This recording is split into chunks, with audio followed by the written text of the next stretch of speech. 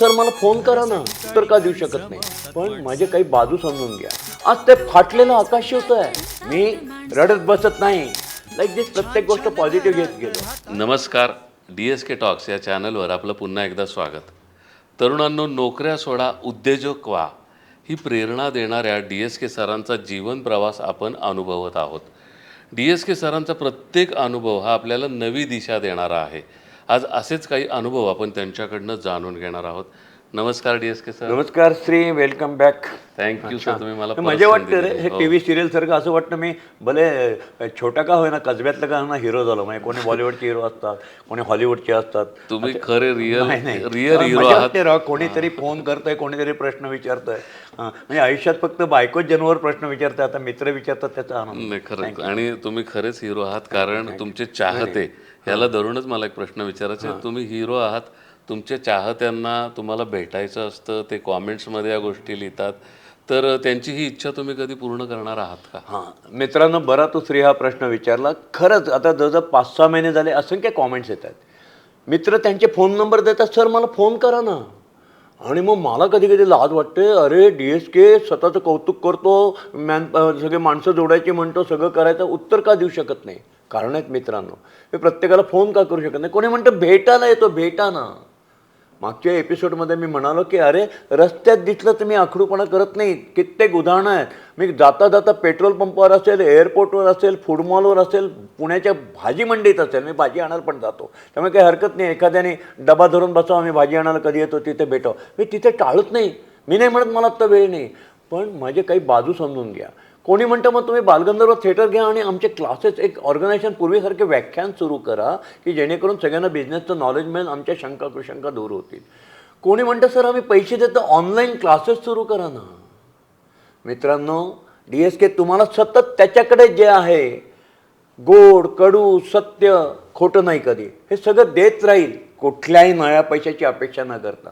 ज्ञान हे वाटायचं असतं, ज्ञानार्जन नसतं करायचं. ज्ञानार्जन करायचं असतं तर शिष्य तुमचे कसे मोठे होतील, तुमच्या ज्ञानाचा फायदा त्यांना होऊन त्यांचा वृक्ष कसा बहरेल, ते इतके उंच होतील, इतके उंच होतील की रस्त्याने त्यांच्याकडे आपण जर उभं राहिलं आणि तो जर म्हणला मी तुमचा शिष्य आहे सर, आज मोठा झालो, तर त्याच्याकडे बघताना माझी मान दुखायला पाहिजे, एवढा तो कर्तृत्वाने मोठा झाला पाहिजे.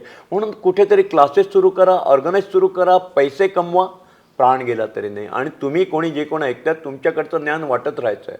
आपण आयुष्यभरचे विद्यार्थी असतो, आपण कधीच गुरु आणि शिक्षक होऊ शकत नाही. घेतलेलं प्रत्येक ज्ञान घ्यायचं असतं. आता निसर्गच बघा ना किती प्रकार करतो आहे.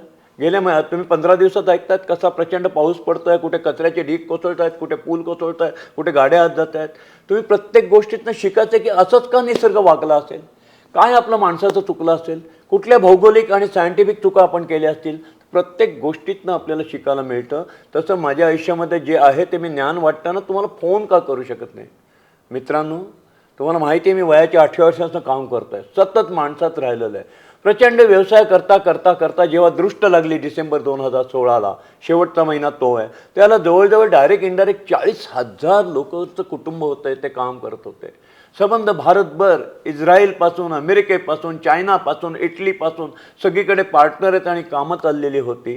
त्यावेळेला सिस्टीम होती. माझ्याकडे माझे सेक्रेटरी PA हा प्रकार माझ्याकडे कधीच नाही, सगळं जे करत आहे माझा मी. पण आमची एक सिस्टीम लावलेली होती, सॉफ्टवेअर होते, आम्ही आमचे स्वतःचे प्रोग्रॅम डिझाईन केलेले होते आणि सिस्टीममध्ये सगळ्यांना भेटता यायचं, बोलता यायचं. मला वेळ असायचा. मी तुमच्याकडे आठवड्यातनं दर रविवारी कुठे ना कुठेतरी महाराष्ट्रात मी लेक्चरला जायचो आणि तिथे ग्रुपला लेक्चर द्यायचो. आणि दर शनिवारी त्यावेळेला मी ऑफिसमध्ये केवळ ज्यांना मला भेटायचं आणि शंका दूर करायच्या अडचणीत त्यांना भेटायला थांबायचो. हा सगळा वेळ मी देऊ शकायचो. आता काय झालं? अरे 55 वर्ष कष्टाने उभं केलेलं एवढं मोठं 40,000 लोकांचं साम्राज्य आज ते फाटलेलं आकाश होतं आहे. पूर्वी 40,000 लोक सहकारी असायचे माझे, एकट्या दुकट्याचं काम नसतं. तुम्ही नुसतं नाममात्र मेन असतात, ते सहकारी तेच मेन आहे. मग ते जे सहकारी होते त्या सहकारी माझ्याकडे आमची 3 मॅन आर्मी झाली आहे. मी, माझी पत्नी आणि माझा मुलगा 3 मॅन आर्मीने फाटलेलं आकाश शिवतंय, सगळं परत उभं करायचं आहे. मग मीनवाईल मी काय करू? मी रडत बसत नाही. पाय मोडला आहे, पायात लोखंड आहे, नाही दुखत माझा पाय, पाहिजे तसं रोज 5 किलोमीटर चालतो.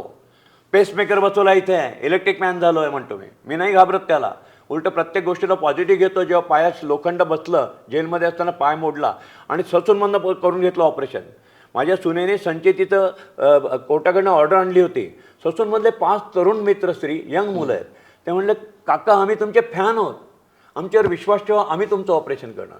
संचेतीचं मी कॅन्सल केलं आणि त्या मुलांच्या प्रेमाकरता ससूनमधनं करून घेतलं की कसे श्रद्धेने चालतं, कसं प्रेम मिळतं हे पैशाने मिळत नाही. तुम्ही श्रीमंतात संचेतीत जाऊ शकला असता, पण हे जे 5 तरुण डॉक्टर ते ट्रेनिंग होते ते म्हणले काका आम्ही करणार तुमचं ऑपरेशन, आज आम्हाला तुमच्याबद्दल खूप रिस्पेक्ट आहे. हा जो रिस्पेक्ट आहे हा लाख मोलाचा आहे. मग पायात लोखंड आल्यावर मी काय रडलो का? म्हणून I am become a steel man, पोलाद पुरुष. लाईक दिस प्रत्येक गोष्ट पॉझिटिव्ह घेत गेलो. घरासाठी काडी काडी जमवतात माणसं, टुमदार स्वप्नात रंगतात माणसं, छान छान घरात राहतात माणसं. जेव्हा भेटतात घराला घरपण देणारी माणसं, घराला घरपण देणारी माणसं. DSK, घराला घरपण देणारी माणसं.